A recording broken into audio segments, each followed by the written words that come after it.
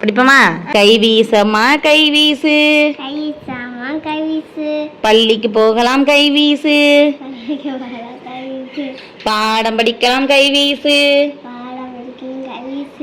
கணிப்பொறி கற்கலாம் கை வீசு, கணிப்பொறி கற்கலாம் கை வீசு, கற்கலாம் கை வீசு, கவிஞராகலாம் கை வீசு,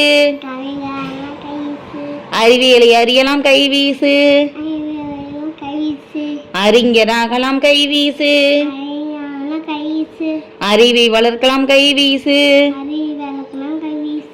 அன்பாய் வாழலாம் கை வீசு, விளையாட போகலாம் கை வீசு, வெற்றி பெறலாம் கை வீசு,